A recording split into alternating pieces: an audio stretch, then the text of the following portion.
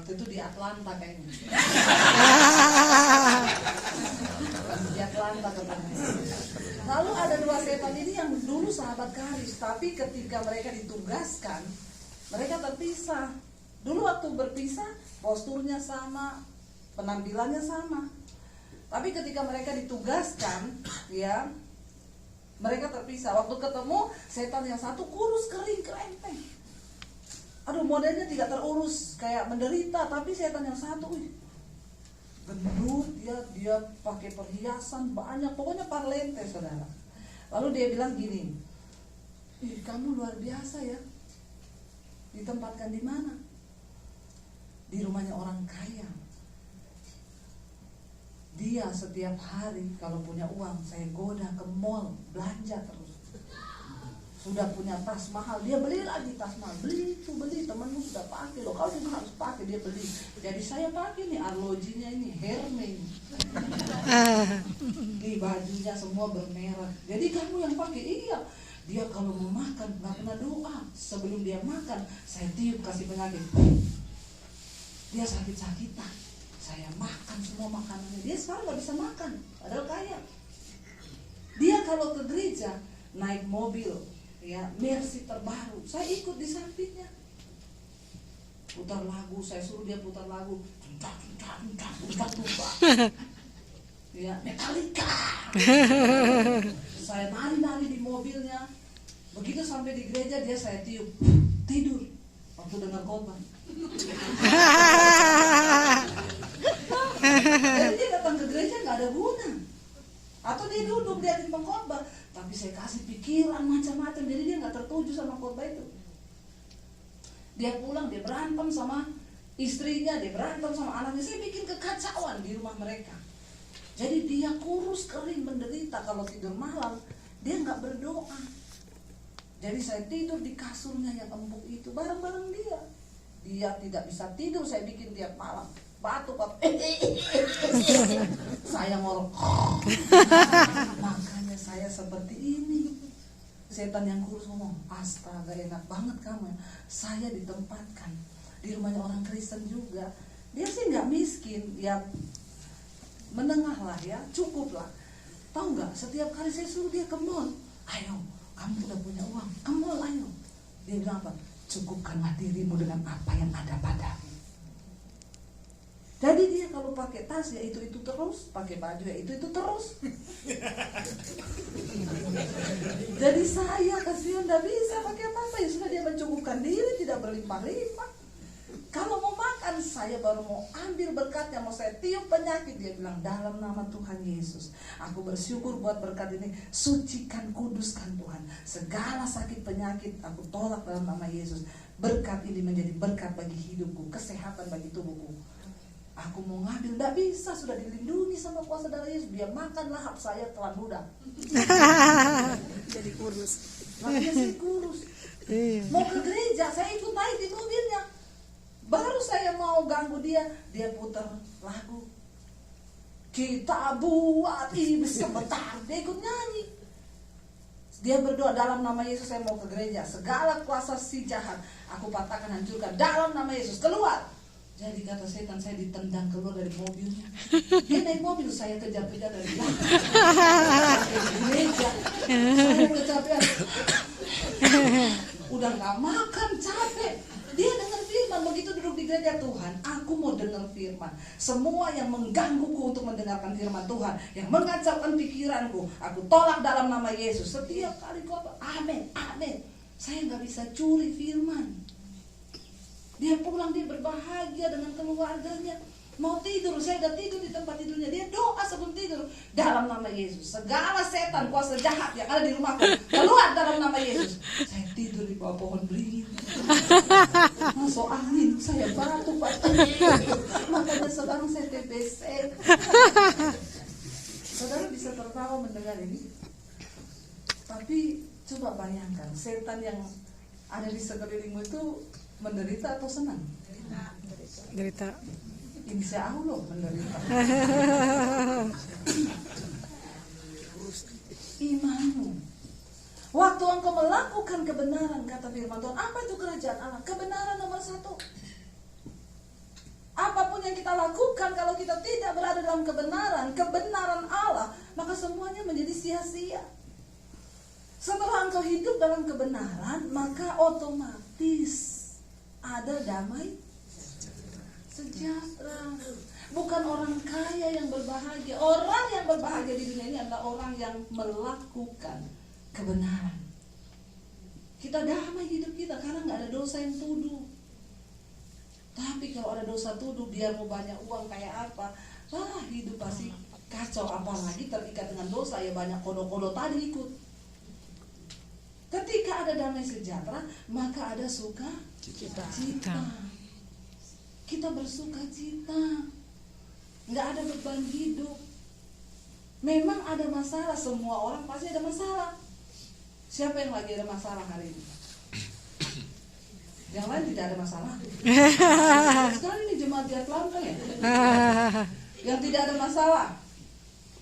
Yang ada masalah angkat tangan. Mulai banyak ya. Gampang orang Kristen bingung. Ya. Yang tidak ada masalah. Yang bingung angkat kaki. Yang tidak ada masalah, saya doakan biar ada masalah.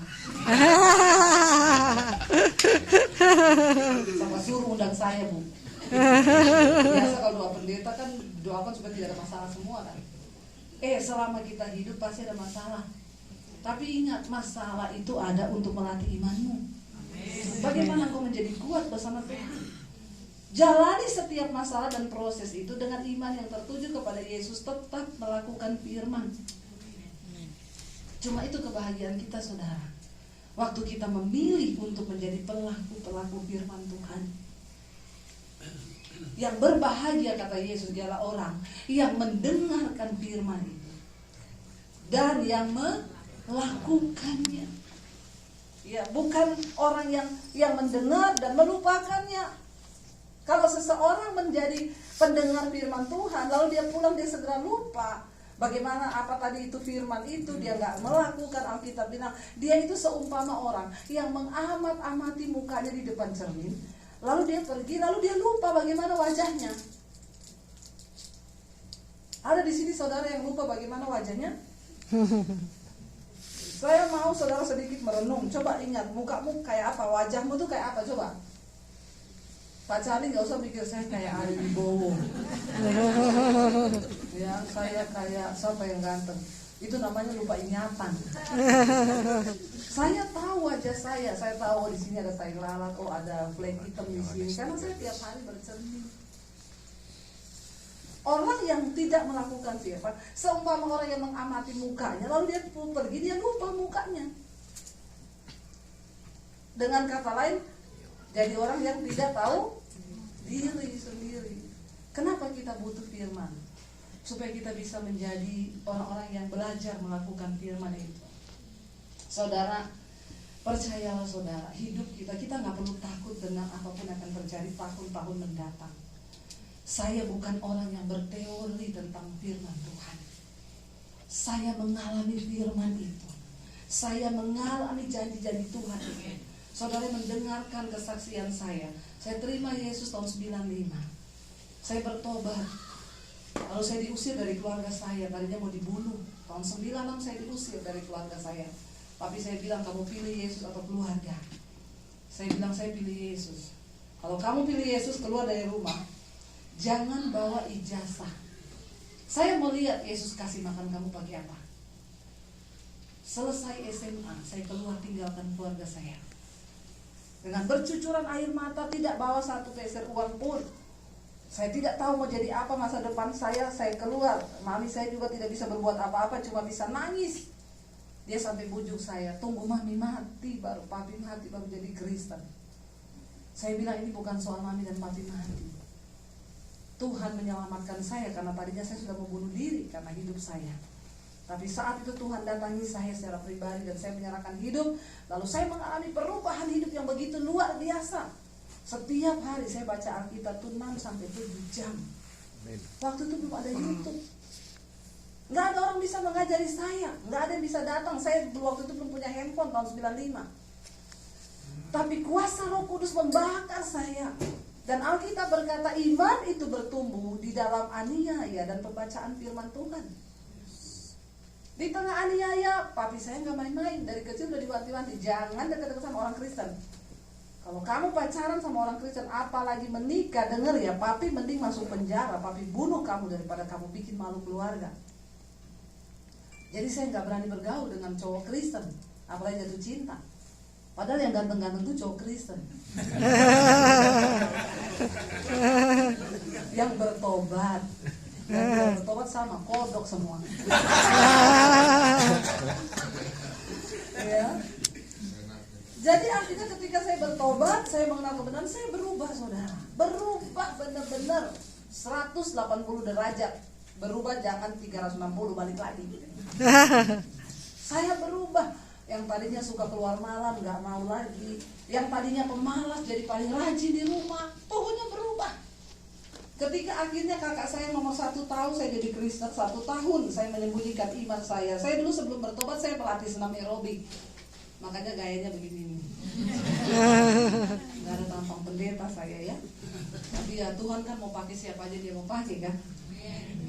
Akhirnya saya ke gereja itu pakai baju senam biar gak ketahuan. Saya pakai baju senam, saya ikut ibadah, pulang ganti baju lagi. Seperti itu. Iman saya bertumbuh dalam aniaya. Tapi akhirnya kakak saya nomor 1 tahu, dia bilang, Deb, saya akan lapor papi kamu jadi Kristen. Kamu bisa dibunuh kalau papi tahu kamu jadi Kristen. Papi saya punya pedang panjang 1,5 meter di bawah kolong tempat tidur. Dia punya pistol. Saya ketakutan tiap hari sejak diancam itu. Aduh, kalau benar-benar tahu, ditembak di kepala saya. Saya berdoa puasa, Tuhan kalau sudah waktunya memang Alkitab berkata dengan hati saya percaya, dengan mulut saya mengaku, maka saya dibenarkan dan diselamatkan. Amin. Akhirnya saya bilang tutup mulut kakak saya, Tuhan kalau sudah waktunya saya akan ngomong ke papi saya. Saya menghadap papi saya, Pap saya mau minta izin, mau kemana? Mau ke gereja. Kaget dia bilang, kamu gila. Oh ini penyebabnya, makanya akhir-akhir ini papi lihat kamu jadi aneh. Semua orang yang berjumpa dengan Tuhan Yesus memang harus jadi apa? Orang yang ketemu Yesus akan jadi aneh. Pertanyaan saya, sudah aneh kah saudara? Sudah aneh apa belum? Kalau belum aneh berarti belum ketemu Yesus. Lah ketemu siapa? Kodok. Saudara aneh. Kenapa dia bilang aneh? Dulu saya keluar pulang jam 2 malam. Sekarang gak mau lagi keluar malam. Dulu saya melakukan hal-hal yang membuang waktu. Apa yang merupakan keuntungan bagiku dulu, sekarang ku anggap rugi. Karena pengenalan akan Yesus Kristus Tuhan itu lebih berguna dari segala-galanya. Saya lebih suka doa, baca Alkitab di kamar. Itu yang saya lakukan. Saya tadinya paling ganas di rumah. Kalau berantem sama adik saya laki-laki, badannya tatoan, saya pukul-pukulan pakai tangan, saudara. Saya nggak takut. Tapi ketika Tuhan ubah, Tuhan bilang jangan marah, berhentilah marah. Karena amarah itu membawa sesuatu yang tidak berkenan di hadapan Tuhan.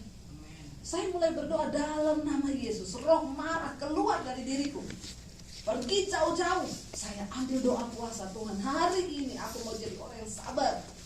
Nangis saya di hadapan Tuhan. Ubah aku Tuhan. Aku mau jadi orang yang sabar karena firman-Mu menyuruh aku untuk sabar. Saudara, daging itu tidak bisa cuma engkau tengking dalam nama Yesus terus pergi, no. Harus ada peperangan melawan daging. Ada perjuangan yang kita lakukan. Karena itu adalah sebuah proses.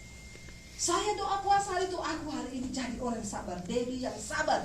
Begitu saya buka pintu, adik saya maki-maki saya depan pintu. Setan bilang, ambil sepatu di depanmu, lempar ke mukanya dia. Kalau saya belum mengenal Yesus, saya ambil benar apa yang ada di depan, saya lempar ke kepalanya dia. Tapi setan bilang, ambil, lempar. Roh Kudus ngomong, kamu hari ini sedang berdoa menjadi orang yang sabar. Ini ujian. Di dalam tinggal tenang terletak kekuatanmu. Firman yang berbicara semua, saudara. Karena setiap hari saya baca firman. Kalau saudara tiap hari nonton drama Korea, maka drama Korea yang berbicara. Hello, apa yang kau isi di dalam hatimu, itu yang akan mengendalikan hidupmu. Jadi firman itu berbicara, harap tenang, ada ujian. Makanya dulu kita waktu sekolah kan, kalau panas, tulisannya di papan gede, harap tenang, ada. Itu Alkitabiah memang. Di dalam tinggal tenang terletak kekuatanmu. Kalau lagi diuji, gak usah banyak ngomong, tulis gede-gede di sini, harap tenang, ada ujian.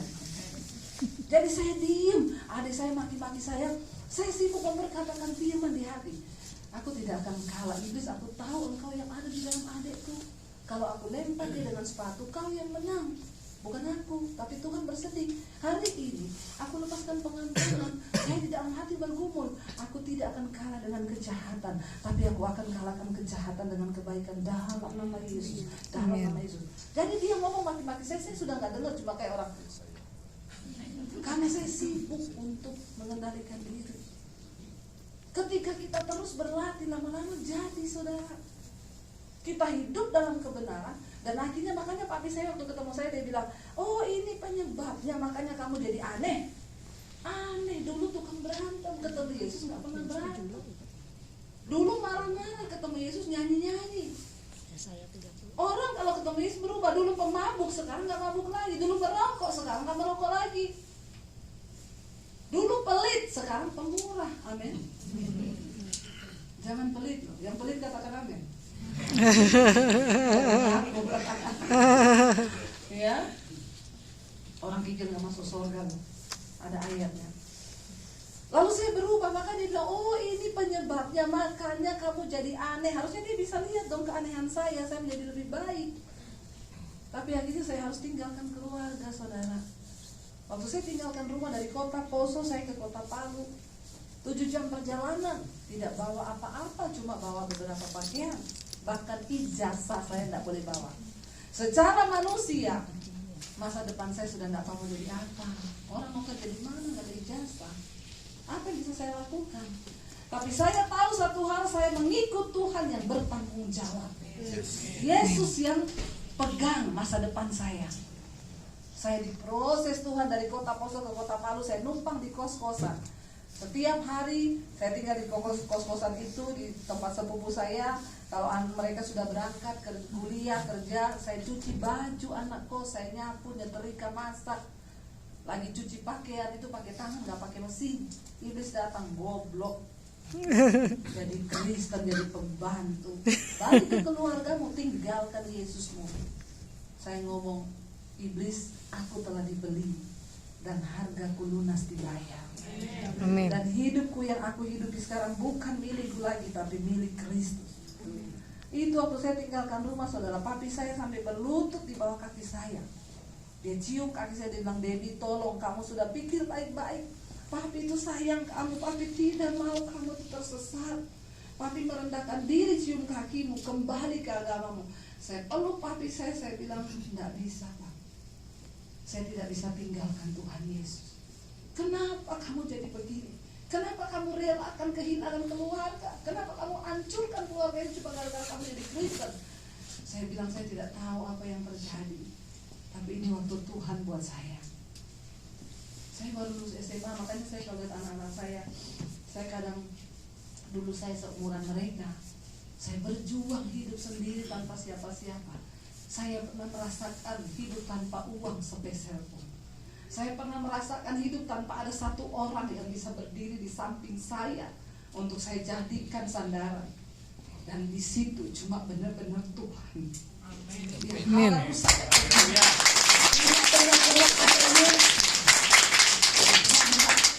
Uang nggak ada, orang nggak ada, siapa yang mau saya andalkan? Saya doa di kamar kos, saya doa puasa. Tuhan, saya mau kerja juga gak punya uang. Kadang saya gak makan, karena anak-anak kos juga makan untuk diri mereka sendiri. Kadang saya tidak makan, saya nangis sama Tuhan, saya puasa. Saya dapat suara Tuhan. Saya dapat penglihatan, saya berdiri di atas satu mimbar dan ribuan orang, puluhan ribu orang ada di bawah mimbar itu. Mereka semua menangis bercucuran air mata. Tuhan bilang, satu saat aku akan pakai engkau. Engkau akan pergi kepada mereka untuk memberitakan tentang kasihku itu. Pulau-pulau menantikan pengajaranmu, bahkan bangsa-bangsa menantikan apa yang keluar dari mulut. Anak-anak, waktu saya dapat hadirat Tuhan, dapat pernyataan itu, saya wow, iman saya bangkit. Waktu amin, saya lihat cucian pakaian kami. Loh, betul. Apakah hari ini saya dapat penglihatan itu, besok dijawab? No. Saya dibentuk Tuhan puluhan tahun, diproses, dihancurkan. Kalau saya mau cerita bagaimana saudara, saya banyak dikecewakan oleh hamba-hamba Tuhan. Sampai saya berpikir kalau saya lihat pendeta model begini, saya pengen pindah ke agama saya yang dulu. Tapi untung saya lihat Yesus, saya nggak mau lihat manusia. Karena manusia masih punya kekurangan. Pandang kepada Yesus. Dan saudara, ketika saya memandang Yesus, hari ini penglihatan itu terjadi. Berapa banyak pelayanan yang saya nggak bisa penuhi. Pulau-pulau, bangsa-bangsa, semua Bu, kami tunggu Ibu datang. Kapan Ibu punya waktu? Begitu banyak yang saya nggak bisa penuhi. Saya ke Amerika sini aja tadinya niatnya mau jalan-jalan, tapi full jadwal, dan yang lain pun saya tidak bisa penuhi semua. Bukannya saya mau menolak pelayanan, tapi saya terbatas. Dan kemarin waktu di atas pesawat saya terbang ke sini, saya meneteskan air mata di atas pesawat. Saya ingat lagi dulu. Saya ingat lagi ketika saya diproses. Saya ingat penglihatan itu. Dan Tuhan tuh ngomong, apa yang aku ucapkan dulu, aku genapi sekarang. Amin. Engkau lihat bahwa janji itu tidak pernah berhenti. Saudara, dia Tuhan yang hidup. Amin. Saya undang keluarga saya, kita akan naikkan satu pujian.